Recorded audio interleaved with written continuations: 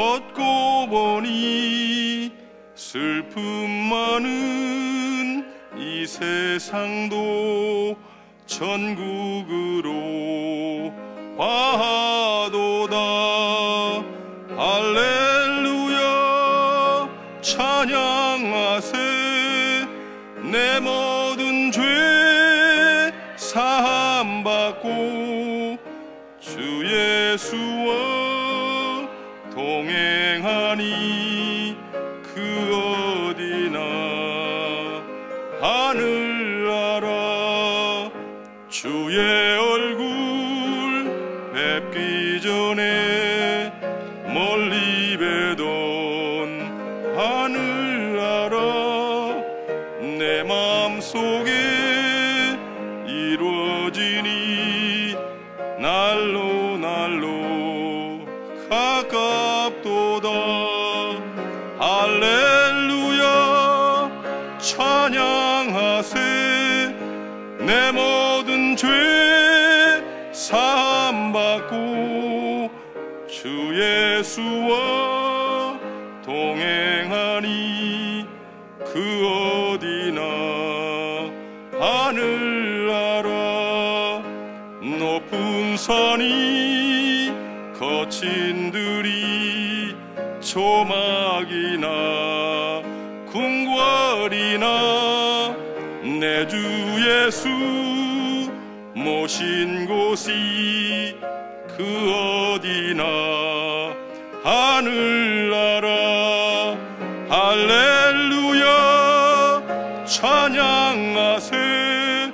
내 모든 죄 사함받고 주 예수와 동행하니 그 어디나 하늘나라. 아멘. 우리 이호영 집사님 기도해 주시고 계속 이어서 조홍자 전사님 특송해 주시겠습니다.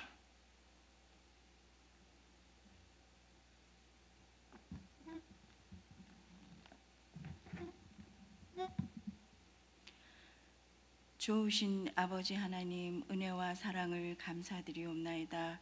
지나간 밤에도 저희를 지키고 보호하여 주시었다가 이렇게 주님의 전으로 아버지 발걸음을 인도하여 주신 은혜를 감사드리옵나이다.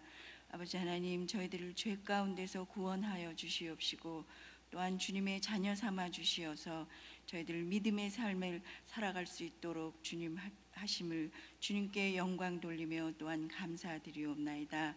아버지 하나님, 저희들 구원받은 주의 자녀라 하지만 때때로 아버지 하나님 주의 자녀답지 못하게 살던 순간순간들 아버지 하나님 주님 앞에 내어놓고 주님 고백합니다. 아버지 하나님, 보혈의 피로써 주님 씻어주시옵시고 덮어주시어서 아버지 하나님 저희들 용서하여 주시옵기만을 간절히 빌고 원하옵나이다. 아버지 하나님, 사랑하는 이 재단 저희에게 허락하여 주시어서 또한 귀한 414의 귀한 사역을 아버지 하나님 감당케 하시니 감사드리옵나이다. 이제 브레이크드루 180 오늘 70일째를 맞이했습니다. 아버지 하나님, 지나간 날도 돌아보게 하시고 아버지 이제 남아있는 시간도 저희들 믿음의 선한 싸움으로 저의 달려갈 길을 다 달려가는 귀한 권속들로 삼아주시옵기만을 주님 간절히 빌고 원하옵나이다. 아버지 하나님, 이 재단 세우신 우리 기름 부어 세우신 사랑하는 김남수 목사님, 주님 가시는 곳마다 주의 하시는 일이 아버지 만나는 일마다 때마다 사람마다 주님 성령께서 함께하여 주시어서 성령께서 날마다 새로운 힘을 허락하여 주시어서 주님의 큰 일을 감당하고도 남음이 있는 넉넉한 주의 종으로 삼아 주시옵기만을 주님 간절히 빌고 원하옵나이다.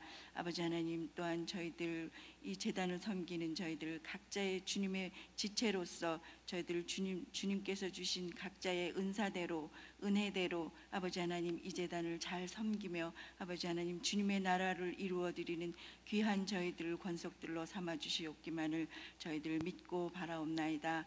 아버지 하나님, 또한 이 시간 주님께서 귀히 들어 사용하시는 황성주 목사님 보내주심을 감사드리옵나이다. 아버지 하나님, 이 제단에서 또한 말씀 전해 주실 때에 그 말씀 위에 기름 부음이 넘치게 하여 주시어서 아버지 하나님, 전하는 자와 듣는 자가 성령으로 하나 되게 하여 주시어서 큰 은혜의 시간으로 아버지 하나님 가지게 주님 영광 돌릴 수 있도록 주님 저희에게 축복 내려 주시옵기만을 간절히 빌고 원하옵나이다. 아버지 하나님, 오늘도 이 말씀 듣고 아버지 살아갈 때 저희들 승리하게 하여 주시옵시고, 또한 이제 내일은 주일을 맞습니다. 아버지 하나님, 구별되어 주신 주일을 저희들 사모하는 심령으로 아버지 준비하고 기다리게 하시고, 오늘도 넉넉히 이기는 성도의 삶이 될 수 있도록 주님 주장하여 주시옵소서. 아버지 하나님, 이 모든 예배를 주님 영광 돌리며 또한 주님께서 기뻐 받아주실 줄로 믿고 바라오며, 이 모든 말씀 우리 주 그리스도 예수 그리스도 이름으로 간절히 기도드렸사옵나이다. 아멘.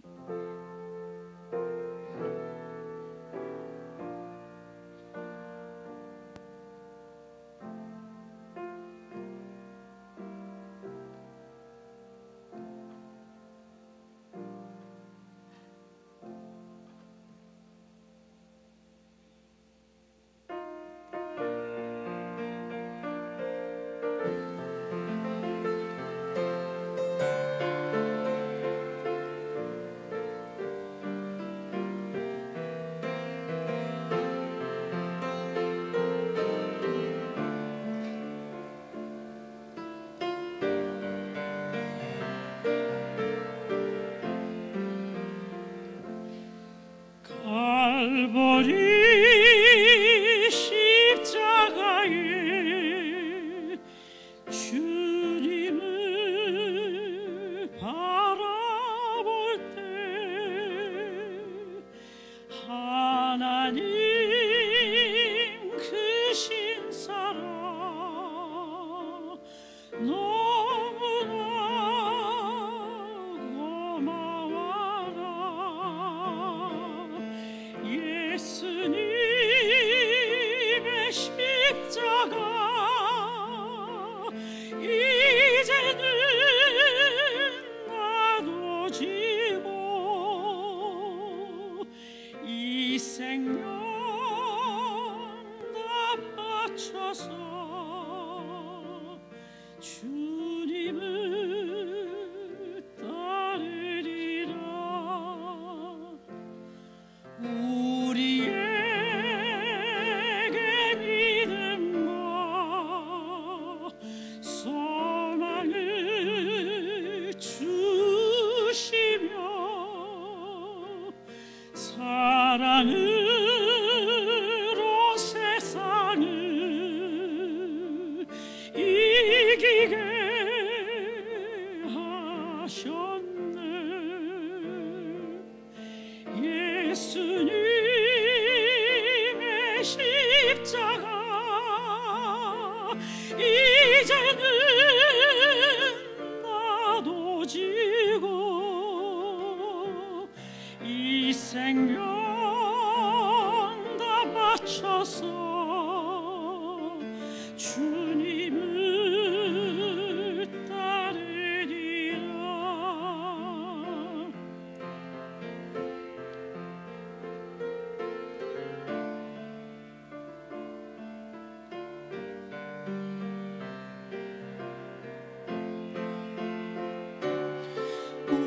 우리의 모든 간구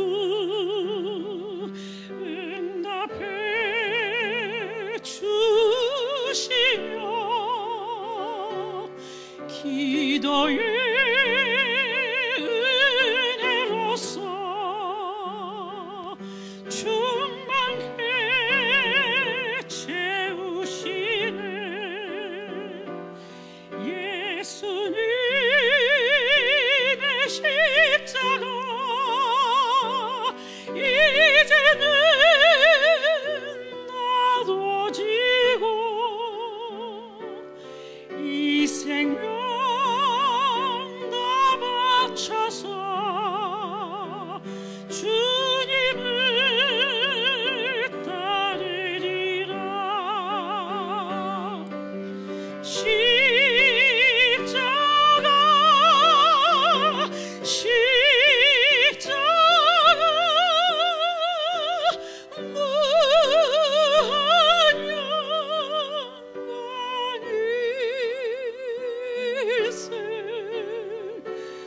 봄의 비를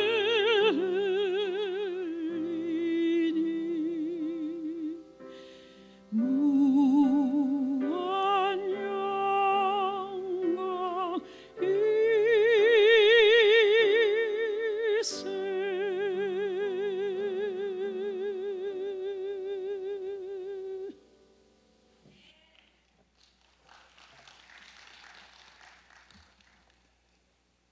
오늘 아침 하나님께서 저희들에게 주시는 말씀을 찾겠습니다. 누가복음 11장 5절에서 8절 말씀이 되겠습니다. 제가 가진 성경은 신약 112페이지에 있습니다.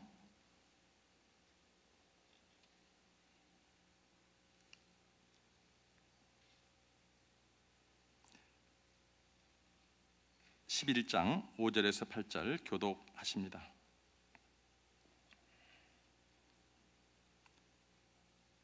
또 이르시되 너희 중에 누가 벗이 있는데 밤중에 그에게 가서 말하기를 벗이여 떡 세 덩이를 내게 구워달라.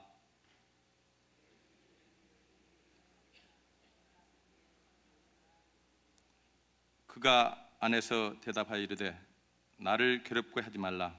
문이 이미 닫혔고 아이들이 나와 함께 침실에 누웠으니 일어나 내게 줄 수가 없노라 하겠느냐. 내가 너에게 말하노니 비록 벗됨으로 인하여서 일어나서 주지 아니할지라도 그 간청함을 인하여 일어나 그 요구대로 주리라. 아멘. 할렐루야. 오늘 또 새벽에 귀한 목사님 모십니다. 우리 황성주 박사님 잘 아시죠? 꿈이 있는 교회 담임 목사님이시고 사랑의 클리닉 원장님이시고 국제 사랑의 봉사단 대표이신 우리 황성주 박사님 할렐루야로 인사합니다. 할렐루야. 사랑의 주님, 이 아침에 거룩하신 주님 앞에 보좌 앞에 엎드려 경배하며 마음을 주께 드리며 하나님의 말씀을 사모해서 나왔사오니 하나님 말씀하여 주옵소서. 하나님의 음성을 듣고 또 하나님의 부르심을 확인하며 또 우리를 중보자로 세우신 또 하나님의 은혜를 기억하는 귀한 시간 되게 하여 주시옵소서. 예수님의 이름으로 기도합니다. 우리 분들한테 한번 인사하겠습니다. 보통 분이 아니십니다. 시작. 보통 분이.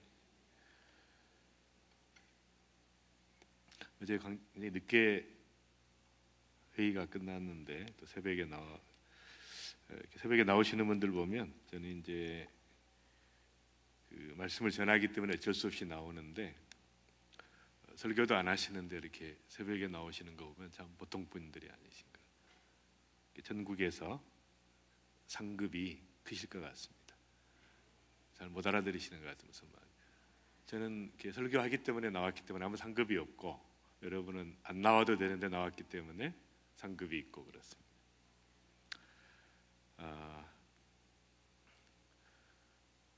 어제 잠깐 소개해드린 닥터 차우다리 박사가 그 펀잡주의 크리스찬 의과대학 그 학장일 때 이분이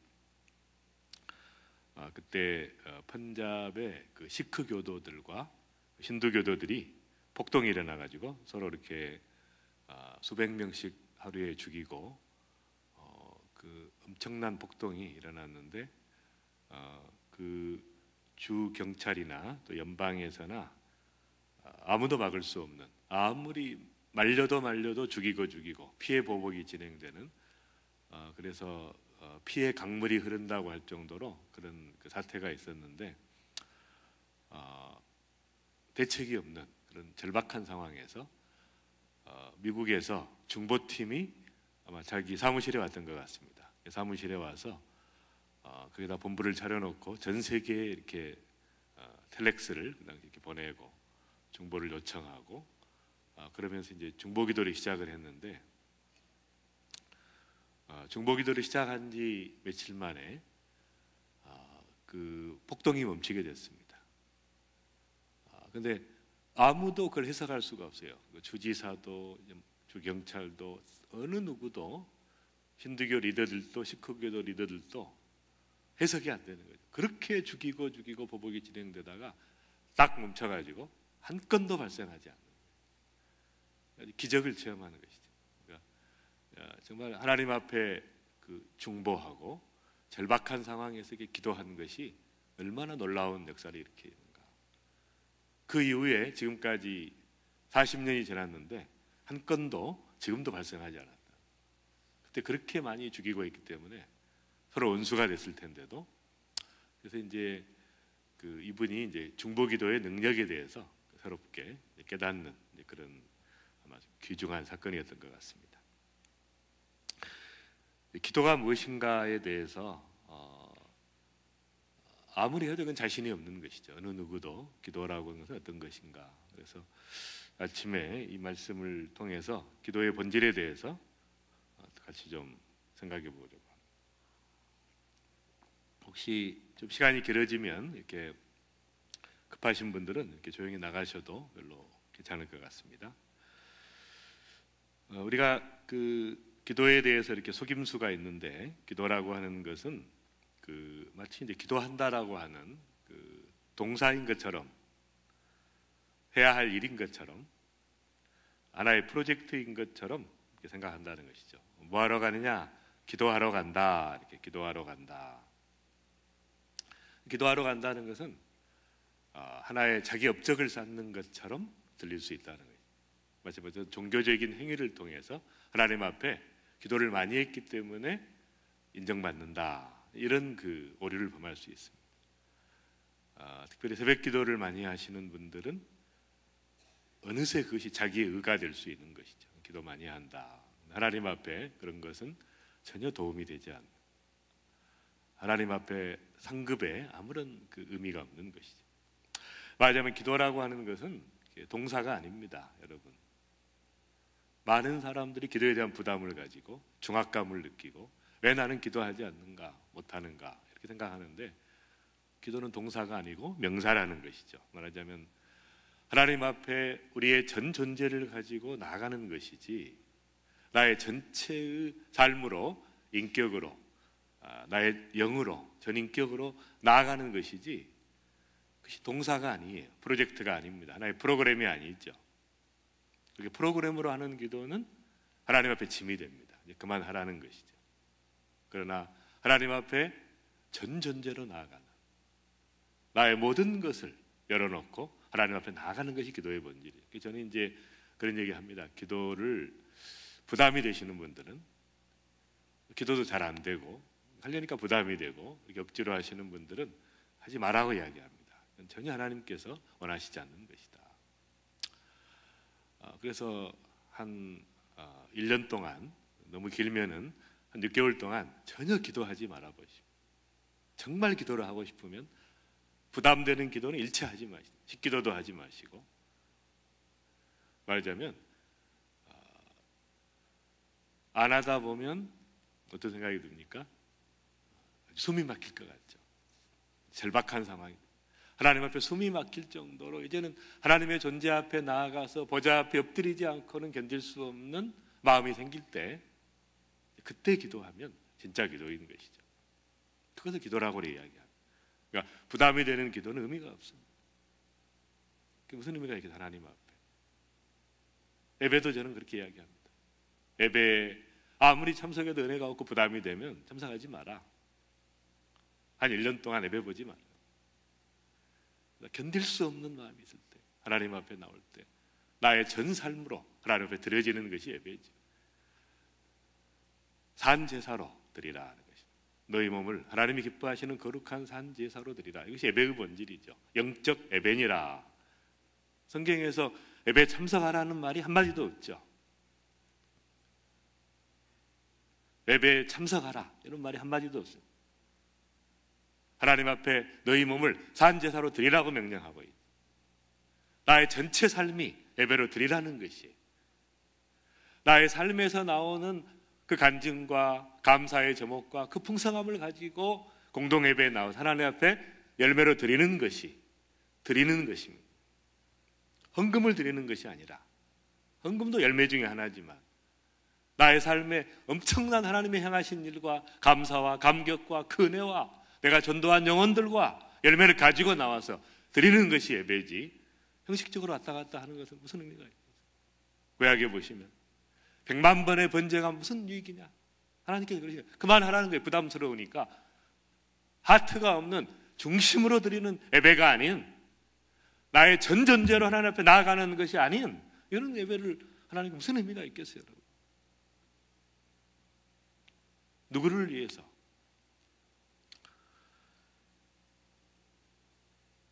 그 천국을 경험했던 그 10살짜리 그 아이가 그 천국에서 이렇게 바라보고 있었습니다. 간증하는 걸 들었는데, 수많은 예배가 이루어지고 있는데 예배하는 사람들을 다 보이더래요. 그런데 놀랍게도 주님이 내 안에 중심에 앉아 있으면서, 주님이 내 보좌에 앉아 있으면서 예배드리는 사람은 아주 적더래요. 수가 전부 자기가 중심에 앉아 있어요. 나를 어떻게 볼까? 오늘 설교가 좋은가? 나 중심이에요. 내가 중심에 앉아서 드리는 예배는 의미가 없는 것이. 말하자면 기도도 마찬가지입니다. 기도의 본질은 나의 전전제로 나가는 것이지, 기도하러 간다, 이것이 종교적인 의무를 쌓아가는 것은 하나님 앞에 부담스러운 것이지, 우리의 영혼에 전혀 유익하지 않습니다. 영적인 것이 아닌 것입니다. 그 다음에 우리의 두 번째 잘못된 생각은 아주 특별한 사람, 강한 사람이 기도한다고 하는 생각을 하는 것이죠. 누가 기도하냐? 그러면 강한 사람이 한다. 특별한 사람이다. 말하자면 조지 뮬러는 4시간을 기도를 했고, 조영기 목사님도 굉장히 부흥을 할 때 하루에 4시간씩 기도를 했고, 마르틴 루터는 2시간씩 기도를 했고, 이런 걸 들었을 때 이제 저희 같이 그 기도를 오래 못하는 사람은 굉장히 주눅이 드는, 그 특별한 사람만 하는 것으로, 나하고는 거리가 먼 것으로 이렇게 생각한다는 것이죠. 실제로 우리나라 목사님들을 조사해 보니까 대부분의 목사님, 한국 목사님들이 하루에 5분 이하를 기도한다. 기도 인도는 1시간, 2시간 할 수 있지만 자기가 하나님 앞에 나아가서 기도하는 분은 하루에 5분이 안 되는 대부분의 목사님들. 너무 안타까운 것이죠. 강한 사람이 기도하는 것이 아니고, 성경에 보면 가장 약한 사람이 기도한다는 것입니다. 가장 연약한 사람, 하나님의 은혜가 아니면 살 수 없는 사람, 기도할 수밖에 없는 사람.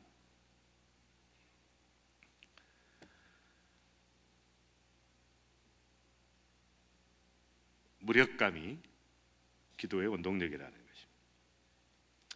우리가 그런 얘기를 가끔 하죠. 기도만 해서는 안 된다. 우리가 기도만 할 것이 아니라 지금 행동해야 될 때다. 그런 말은 해서는 안 될 말이에요. 하나님께서 다 하실 수 있는 게 아니고 내가 할 수 있는 일도 있다, 이렇게 생각하는 것은, 내게 인생의 책임이 있다, 내가 미래를 책임져야 된다, 이런 말은 아주 비성경적인 말입니다. 하나님께서 책임지시는 것이죠. 어떤 것도 하나님 앞에 기도하고 하나님이 행하신 것으로 알고 받아들이는 것이 기도의 본질이죠. 아이가 아플 때 우리가 바로 그 전화를 하고 아는 사람에게, 또 의사에 찾아가고 약국에 찾아가고 이렇게 할 수 있습니다. 그러나 정말 성숙한 사람은 먼저 기도하죠. 하나님 앞에 아이를 위해서 기도하고, 하나님께서 또 어떻게 이 아이의 병을 통해서 일하실 것인가, 그걸 기대하고 하나님의 음성을 듣고 이렇게 하는 것이 행동이 아니라 우리의 모든 삶은 전적으로 하나님께 의존된 삶이죠. 하나님의 은혜가 아니면 살 수 없다고 하는 가난한 심령, 100% 어느 한순간도 하나님의 은혜가 없이는 안 된다고 하는 절박한 마음으로 나가는 것이 기도의 본질이라는 것입니다. 그래서 기도는 여러분, 하나님 앞에 우리가 그대로 나아가는, 어제도 말씀드렸지만 하나님께서 기뻐하시는 제사는 상한 심령이라. 주께서 상하고 통회하는 마음을 멸시치 않는다. 상한 심령을 가지고, 즉 자기 계시예요, 나라고 하는 것을 드러내는 것이 하나님 앞에 나의 존재를 드러내서 상한 심령을 가지고 다른 사람하고 싸우는 게 아니라, 다른 사람을 고소하는 게 아니라 하나님 앞에 나아가 상한 심령을 가지고 하나님 앞에 나의 전 존재를 가지고 나아갈 때 하나님 만나게 되는 것이, 그 은혜가 있는 것이 하나님 그 풍성함을 경험하게 되고 친밀감을 경험하게, 그 안에서 모든 것들이 다 풀어지는 역사가 일어나는 것입니다. 기도가 율법이 되어버린 시대, 더 기도하지 않죠. 기도가 짐이 됐기 때문에 자발적으로 기쁨으로 기도하는 사람이 없어지는 거죠. 한국에 많은 기도원이 있는데 아무도 없습니다. 지금 그 수천 개의 기도원에 기도하러 오는 사람은 아무도 없어요. 그리고 다 가끔 목사님들이 쉬러 오십니다. 설교 준비하러 오시고. 왜냐하면 잘못 가르쳤기 때문에. 기도를 율법으로 가르쳤어요. 기도를 프로젝트로, 프로그램으로 가르치는 것이죠. 그래서 여러분 기도의 짐으로부터 자유로우시기 바랍니다. 기도하지 않아도 은밀한 중에 보시는 아버지께서 갚으시리라. 모든 것을 아신 하나님께서, 말하자면 하나님의 사랑과 하나님의 은혜가 쏟아지고 있는데 그걸 내가 수용하고 하나님의 사랑을 받아들이는 것이 중요하다는 것입니다. 여러분 성경에 있는 인물들을 보면 특별한 상황에서 그렇게밖에 살 수 없는, 도저히 평범하게 살 수 없는 사람들이 대부분의 하나님의 사람들입니다. 아브라함이 그랬고, 요셉이 그랬고, 모세가 그랬고, 여호수아가 그랬고, 기드온과 드보라와 한나와 사무엘과 다윗과 이사야와 예레미야와 엘리야와 마리아와 요셉과 베드로와 요한과 야고보와 사도 바울. 특별한 상황에서 하나님의 은혜, 엄청난 하나님의 은혜를 경험한 사람입니다.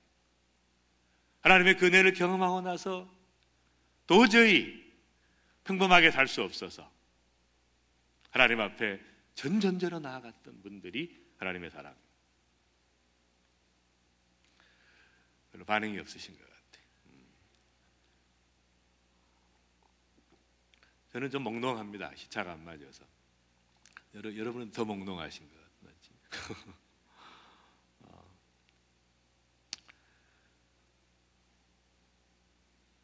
그 다음에 이제 기도에 우리가 또 한 가지 어려운 점들이 이런 것입니다.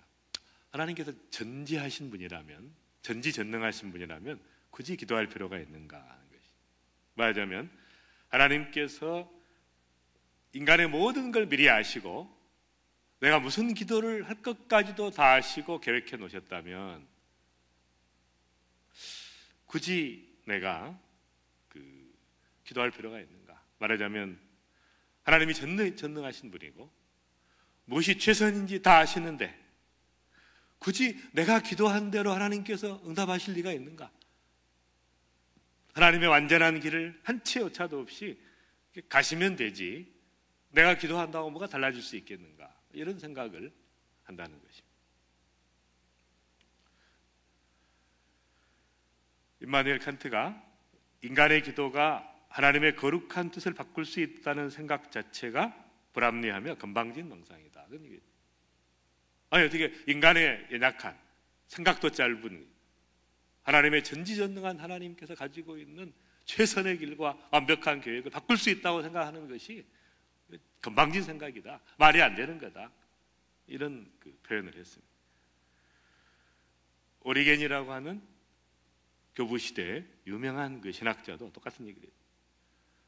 세상사가 창조주의 뜻에 따라 진행되며 거룩한 뜻은 확정적이어서 한 치의 오차도 없이 한 치도 우리가 기도함으로 달라질 이유가 없기 때문에 모든 기도는 헛수고에 전하지 않는다. 그렇게 표현을 했습니다. 어떻게 하나님의 뜻을 바꿀 수 있는가? 그 다음에 이제 여러분 잘 아시는 글이 있죠. 게르케고르가 한 말, 기도는 하나님을 바꾸지 않는다. 다만 기도하는 사람을 바꿀 뿐이다. 유명한 말. 아무리 기도하면은 하나님의 뜻을 바꾸시는 것이 아니라 기도하는 사람이 변화되고 치유되고 회복되고 그런 것이다. 이렇게 굉장히 일리를 진리의 일부 반영을 하고 있죠. 그러나 좀 문제가 발생할 수 있습니다. 여러분 이런 기도문을 아시죠? 주여 제가 변화시킬 수 있는 것들은 받아들일 수 있는, 변화시킬 수 없는 것들은 받아들일 수 있는 용기를 주시고 제가 변화시킬 수 있는 것을 바꿀 수 있는 용기를 주시고 이런 기도 들어보셨죠? 이 두 가지를 구분할 수 있는 지혜를 주옵소서. 그래서 이제 이런 기도를 많이 인용하죠. 근데 이건 사실은 보니커트라고 하는 분이 쓴 제오 도살장에서 이 사람 무신론자입니다. 기도 무용론을 풍자한 것입니다. 아주 안 좋은 뜻으로 쓴 것이죠. 변화시킬 수 없는 것은 받아들이고 변화시킬 수 있는 것은 변화시키고 두 개를 구분할 수 있는 능력을 가지고 이것은 하나님이 없다는 거나 마찬가지. 그래서 두 가지의 견해가 있을 수 있죠. 하나님께서 전지하신데 시작과 끝을 다 아시고 내가 뭘 기도할 건가도 아시고 다 계획해 놓았다면 굳이 기도할 필요가 있는가? 첫 번째 견해입니다. 두 번째는 반대의 견해입니다. 다 아시기 때문에 오히려 담대하게 나가서 기도할 수 있다. 모든 걸 다 아시기 때문에 내가 하나님의 주의를 끌기 위해서 노력할 필요가 없는 것이다. 다 알기 때문에 나의 존재 자체로 나아가기만 하면 하나님께서 다 아시기 때문에 하나님이 들으신다고 하는 정반대의 견해가 있을 수 있는 것입니다. 그래서 우리가 성경으로 들어가면 성경에서 답을 알 수가 있습니다. 여러분, 성경에 등장하는 모든 위대한 사건들은 놀랍게도 간절한 부르짖음 끝에 일어났다는 것이죠. 성경에서 증거하고 있는 것이죠. 출애굽 사건이 그렇고 크고 작은 수많은 전쟁에서 승리하는 것도 하나님 앞에 부르짖었을 때 승리가 있어요. 이스라엘이 귀환한 것, 성전을 재건축한 것, 오순절 성령이 강림하신 것, 베드로가 잡혔다가 풀려난 것, 초대교회가 왕성하게 부흥하고 선교사를 파송했던 모든 것들이 수많은 성경에 있는 출산과 병고침과 기적의 역사들은 다 기도의 결과로, 기도의 응답으로 일어나는 것입니다. 니느웨를 멸망시키기로 작정했다가도 하나님께 기도했을 때, 순종했을 때 뜻을 돌이킬 수 있는, 우리의 기도는 하나님께서 작정하는 것도 바꿀 수 있는 엄청난 파워를 가지고 있다는 것이. 생명을 취하기로 했다가 연장시킨 히스기야 왕의 경우도 있습니다. 그리고 더 중요한 것은 바로 이 본문에서 예수님께서 기도하라고 명령하신다는 거예요. 이 본문의 말씀은 주기도문 나온 다음에 벗들을 위한 강청하는 기도가 나오고 구하라 찾으라 두드리라고 하는, 말하자면 예수님께서 구하라고 명령하셨다. 찾으라 두드리라고 명령하신 것이죠. 물론 기도 응답에 없는 경우가 노라고 하나님께서 응답하시는 경우도 있습니다. 사도 바울은 3번이나 가시를 제거해달라고 했지만 노하셨죠. 받은 은혜가 족하도다. 간절히 로마에 가려고 했는데 로마에 가서 복음을 전하고 싶어 했지만 하나님께서 허락하지 않았어요. 그래서 죄수의 신분으로 로마에 가게 됩니다. 아시아에서 계속 복음을 전하기를 원했지만 하나님 허락하지 않으셔서 유럽으로 발걸음을 돌렸습니다.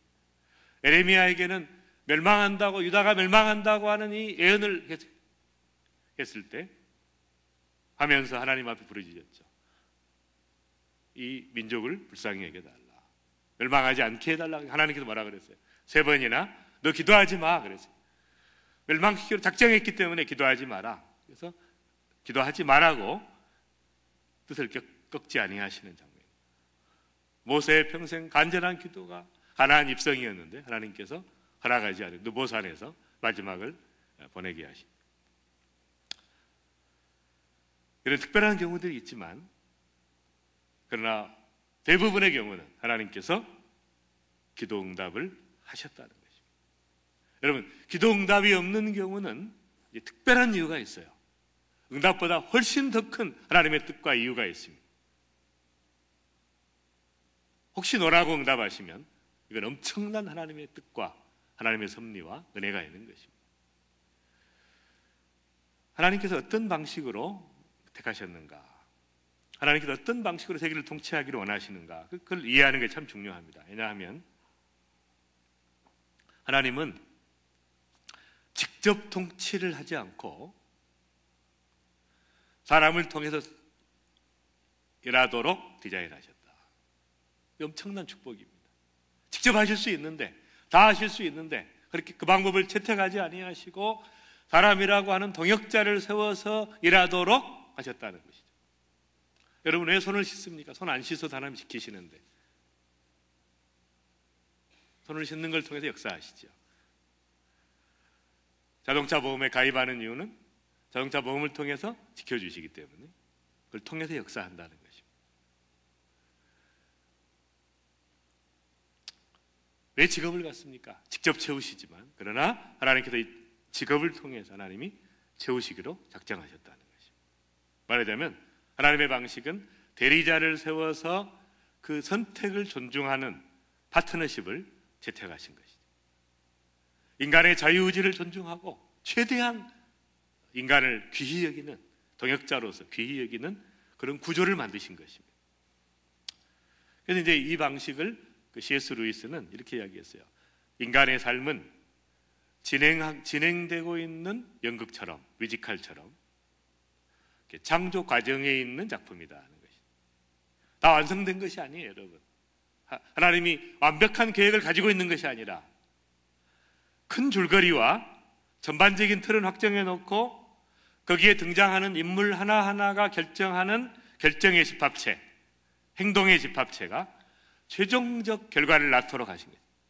그러니까 지금 여러분이 어떻게 반응하느냐, 어떻게 기도하느냐에 따라서 엄청나게 풍성한 일들이 일어날 수 있어요. 비교할 수 없는 일들이.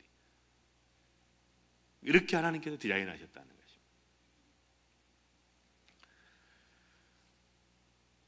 센트럴 파크에서 이렇게 나비가 몸짓을 하면 태평양에 태풍이 불어온다.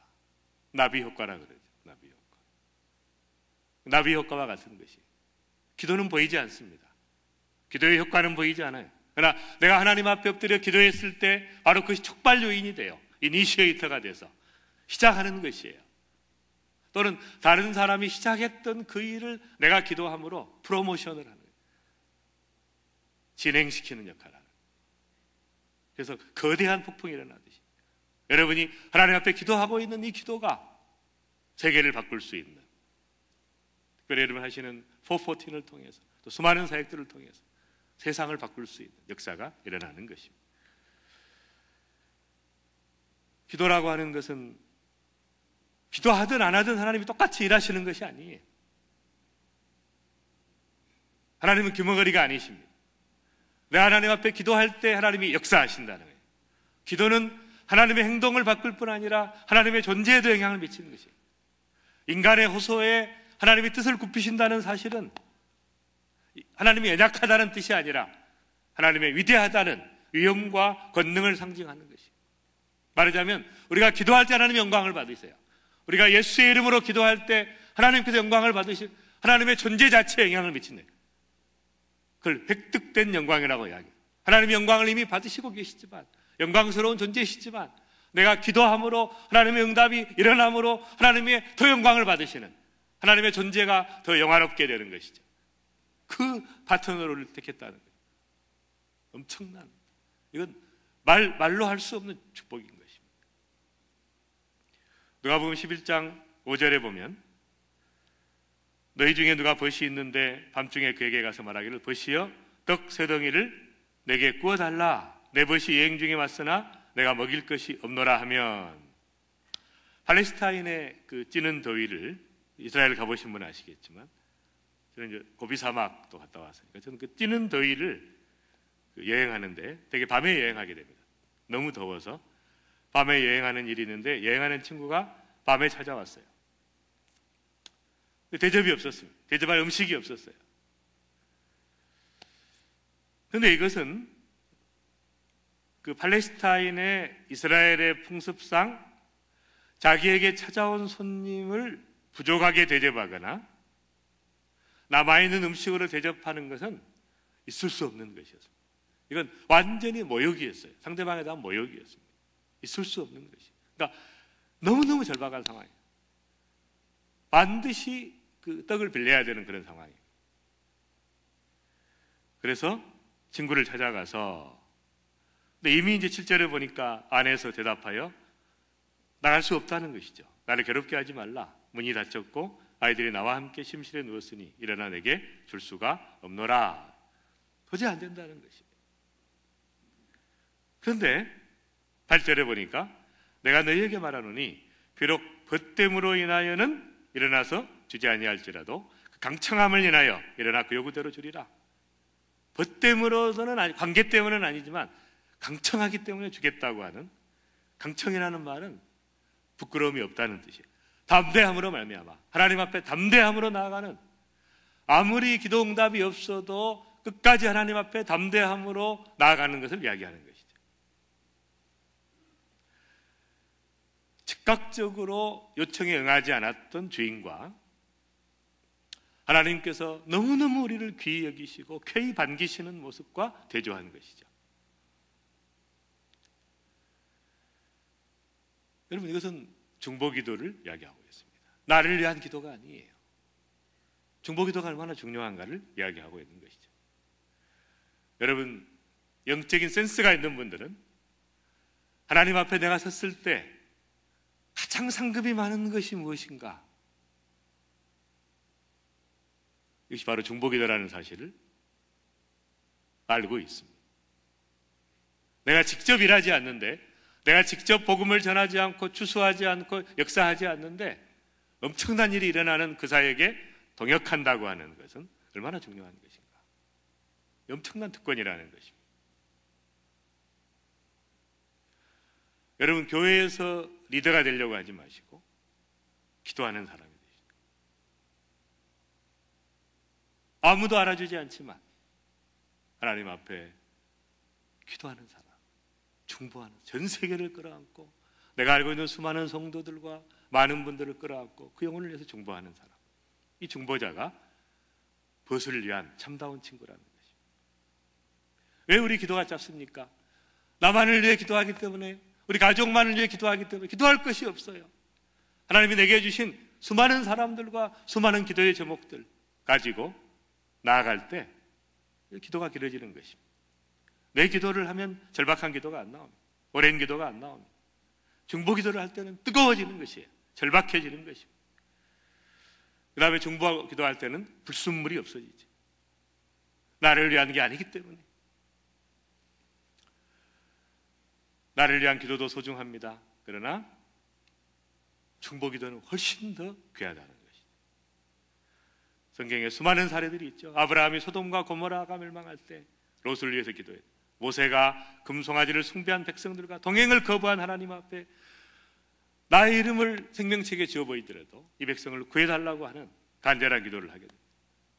사무엘도 하나님 앞에 내가 너희를 위해 기도하기를 쉬는 죄를 여호와 앞에 결단코 범치 아니하고, 공동체를 위한 기도. 사도 바울도 마찬가지입니다. 나의 형제 곧 고륙 친척을 위하여 내 자신이 저주를 받아 그리스도에게 끊어질지라도 친척들이 구원받도록, 동족들이 구원받도록 기도했던, 중보기도 하시는 분들은 하나님과 친구 관계로 변화가 되죠.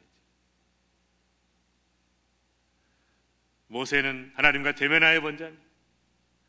친구와 이야기함 같이 여호와께서는 모세와 대면하여 말씀하시며 기도하다 보니까 친구가 되는, 모든 걸 나눌 수 있는, 하나님께서 선지자에게 그걸 보여주지 않고는 일하시지 않는다고, 친구처럼 모든 걸 다 공유할 수 있는 것이.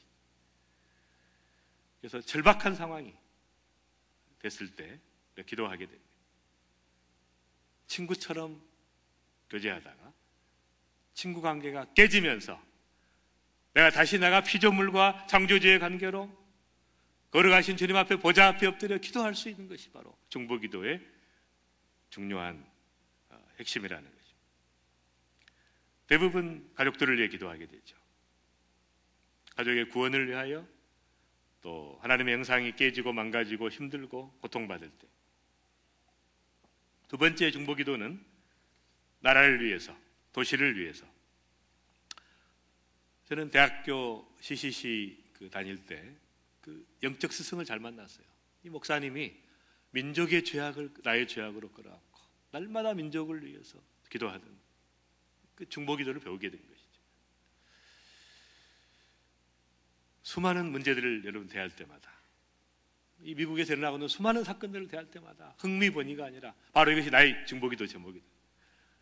신문을 볼 때, TV를 볼 때마다 하나님 앞에 바로 그 제목을 붙들고 기도해야 되는. 세 번째는 성령께서 주시는 강한 부담감이 있습니다. 예언적 중보라고 이야기하죠. 말하자면 하나님께서 직접 나에게 주시는 기도의 제목. 시므온과 안나가 메시아를 만났듯이, 예수님 만났듯이, 그 다음에 정말 이 마지막 시대 대추수의 역사를 위해서 하나님 앞에 기도하게 되고, 절박한 기도를 하게 되고, 선교지를 위해서 기도하게 되고, 이런 그 하나님께서 주시는 부담감을 가지고 기도할 수 있는 것이죠. 특별히 기도해야 될 제목 중에 하나는 영혼 구원을 위해서입니다. 영혼 구원에 초점이 맞춰지면 중보기도가 굉장히 파워풀합니다.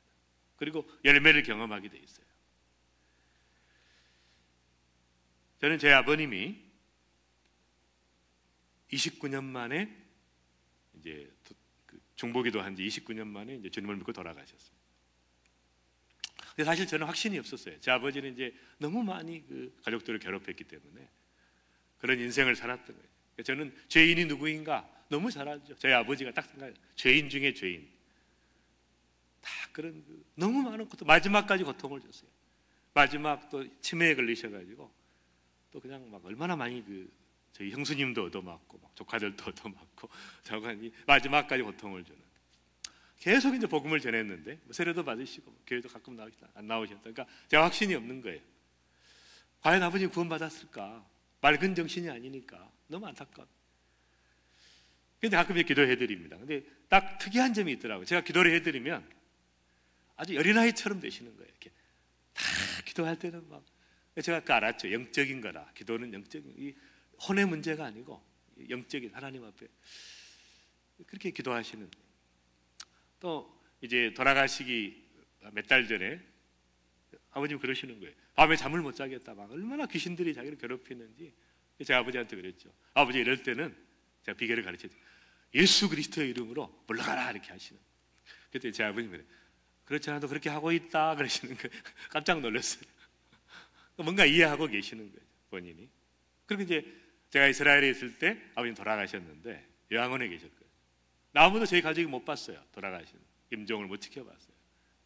근데 저희 형님이 딱 가신 거예요. 돌아가시자마자 바로 갔는데 저희 형님은 이제 유명한 시인이시고 주님을 안 믿는 분인데 저는 이제 딱 위로를 받았어요. 저희 형님이 뭐라 그러시냐면 아버지 얼굴이 돌아가시자마자 봤는데 그렇게 밝은 얼굴을 제가 본 적이 없대요. 일생 동안 그렇게 평화스럽고 밝고 기쁨이 있는, 어떻게 돌아가시면서 그 피부에 뭐 이렇게 점도 막 검버섯도 많았는데 이런 것도 많이 없어지고 너무 이렇게 너무 놀라시는 거예요. 제가 알았죠. 아, 천국 가셨구나. 가는 곳이 다르기 때문에. 여러분 보시면 누구나 알 수 있어요. 천국 갔는지 지옥 갔는지는 딱 죽은 얼굴을 보면 금방 알 수 있어요. 그래서 제가 아버님이 어떻게 구원받았을까? 거기에 제가 했던 게 있어요. 제가 예수 믿고 나서 대학 시절에 아버지를 위해서 얼마나 기도 많이 했는지 몰라요. 어머니 아버지를 위해서. 너무 불쌍하기 때문에 두 분이 얼마나 금식을 했는지 몰라요. 하나님 앞에 기도했던, 영혼 구원을 위해서 중보했던 것을 하나님께서 들으신 것이죠. 여러분, 마가복음 2장에 4명의 친구가 중풍병자를 가지고 지붕을 뚫고 예수님께 내렸더니 예수님이 뭐라 그랬어요? 중풍병자에게 내 죄사함 받았느니라. 제가 그 이해할 수 없었어요. 죄사함 받았다는 말은 뭐예요? 구원받았다는 말 아닙니까? 내 친구의 믿음을 보고 본인의 믿음이 아니라 내 친구가 믿음을 가지고 구한 자를 예수님께 데려갔더니 예수님께서 너 구원받았느니라, 죄사함 받았느니라 이렇게 이야기한 것이죠. 충격적인 것이죠. 본인이 믿음이 약하더라도 다른 사람이 중보하고 하나님 앞에 기도하면서 나아갈 때 역사가 일어나. 영혼 구원을 위한 중보가 필요합니다. 그래서 제가 좀 의문이 덜 풀렸는데 그 천국을 갔다 온 그 아이가 하는 그 간증에서 제가 힌트를 얻게 됐어요. 이 아이가 천국 가서 이렇게 보니까 사람이 죽을 때 3가지 타입이 있더래요. 첫 번째는 예수님을 잘 믿는 분들이죠.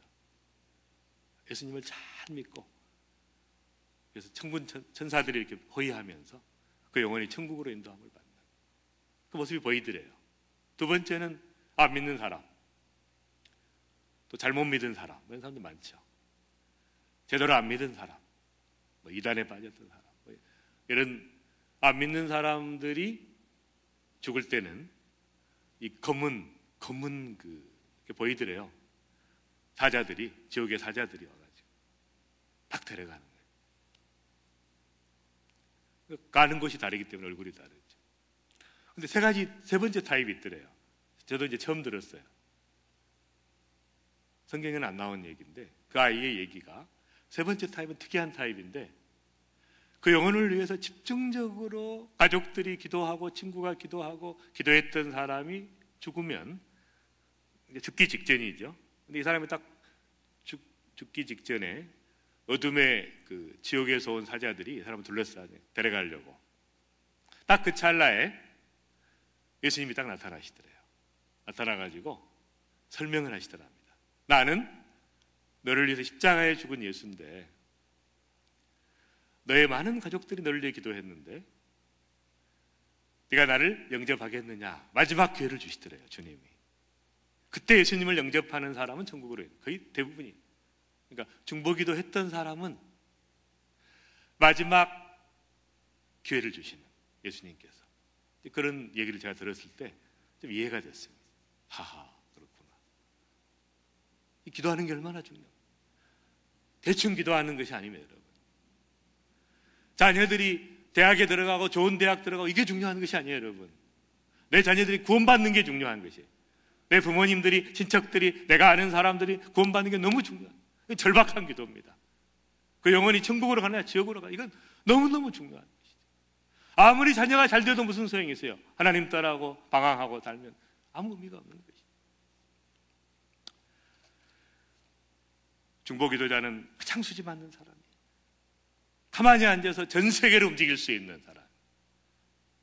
그래서 자기중심적인 기도가 아니라 하나님 앞에 나와서 성령님께서 주시는 그 기도 제목을 가지고 하나님 앞에 기도하면서 세계를 움직이는 엄청난 기도의 역사들이 일어나기를 바랍니다. 계시록 8장 3절에 천사가 금양노를 가지고 많은 향을 받았으니 이는 모든 성도들의 기도와 합하여 보좌 앞 금단에 드리고자 함이라. 향연이 성도의 기도와 함께 천사의 손으로부터 하나님 앞으로 올라가는지라. 여러분, 모든 기도는 다 금양노에 다 받아서 바로 이것을 가지고 보좌 앞에 금단에 드려진다는 것입니다. 하나의 기도도 땅에 떨어지는 것이었어요. 이 아침에 하나님 우리에게 다시 한번 기도에 대한 열정을 회복하게 하시고, 하나님의 응답하시는 살아계신 하나님을 향해서 날마다 믿음 있는 기도로 나가, 그냥 기도하는 것이 아니라 강력한 기대감을 가지고 하나님의 살아계심을 확신하고 믿음을 가지고 기도할 때 역사가 일어나는 것입니다. 여러분, 자신을 위해서 기도하십시오. 이대로 살 수는 없어요. 이제 주님 앞에 갔을 때 뭐하고 왔냐 그랬을 때, 하나님, 나에게 주신 사명을 감당하고 나의 달려갈 길을 마치고 선한 싸움을 마치고 믿음을 지키고 이제 의의 면류관이 나를 예비됐다고 사도 바울의 고백처럼, 하나님, 나도 이제 그런 삶을 살아갈 수 있도록 은혜를 주옵소서. 이 아침에 하나님 다시 한번 기도를 회복시켜 주시고 열정을 회복하게 해주시고, 특별히 하나님 중보자로서 하나님 앞에 일생 살아가는 그 은혜가 있게 하여 주시옵소서. 같이 한번 기도하겠습니다. 주신 말씀을 생각하면서, 하나님, 이 아침에 우리를 긍휼히 여기시고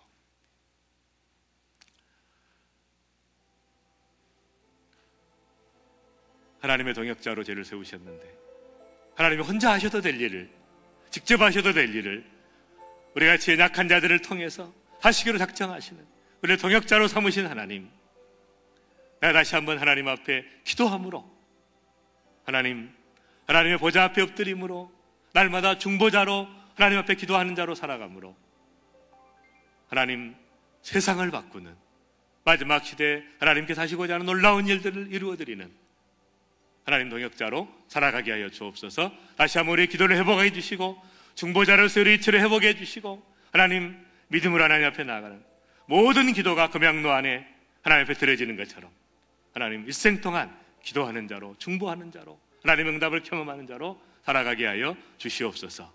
우리가 합심해서 우리 주여 세 번 외치고 한번 기도하겠습니다. 주여, 주여, 주여. 살아계신 하나님, 은혜와 사랑을 감사드립니다.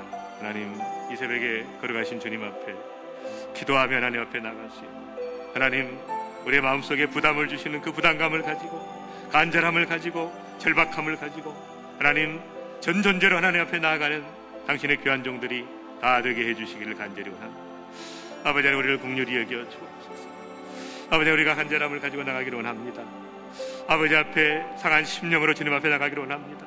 중보자로 하나님 세움받을길, 하나님 기도하는 자로 다시 한번 하나님의 기도 응답을 확신하며 담대하게 하나님 나아가는 기도의 회복이 있게 해주시고, 하나님 우리를 베풀어 주시는 그 놀라운 사랑과 하나님의 은혜, 하나님 그것들을 전 세계에 전할 수 있는, 하나님 전 세계를 기도로 움직일 수 있는 자로 저를 세워주셨사옵니다. 감사와 찬양을 드립니다. 하나님 날마다 하나님 나아가서 강청하는 자로 하나님 기도하게 해주시고, 하나님 기도함으로 하나님과 대면하여 봤던 모세처럼, 하나님 온유함이 온 땅에 승했던 모세처럼 하나님 그 은혜를 받고 하나님 친구 되신 하나님 앞에 나아가는 자들이 다 되게 하여 주시옵소서. 하나님의 비밀을 깨닫는 자들이 되게 하시고, 하나님의 은혜를 깨닫는 자들이 되게 하시고, 수많은 기도 응답을 경험하며 하나님 뜻을 바꾸시는 놀라운 역사까지 경험할 수 있도록 축복해 주시기를 간절히 원합니다. 아버지 하나님, 제가 정말 중보자로 기도하는 자로 일생을 살아가게 하여 주시오. 하나님 우리 부르심을 다시 한번 확인하며 믿음으로 나아가는 은혜가 있게 하여 주시기를 간절히 원합니다. 아버지 하나님, 정말 하나님의 역사, 주님의 친구로, 사랑의 거인으로, 하나님 기도하는 사람으로, 기도의 거인으로 일생을 살아갈 수 있도록 은혜를 베풀어 주시고, 하나님 역사하시는 놀라운 것들을 경험하는 귀한 종들이 다 되게 하여 주옵소서. 천사가 그 명로를 가지고 많은 상을 받고 성도의 기도와 함께 보좌 앞 금단에 드리고자 했던 것처럼 하나님 날마다 우리 모든 기도가 천사의 손으로부터 하나님 보좌 앞에 올려지는 놀라운 경험들을 하게 하여 주시옵소서. 하나님 정말 이 교회를 축복하시고 모든 일 가운데 임하시고 하나님의 존재로 나아가는 은혜가 있게 해 주시옵소서.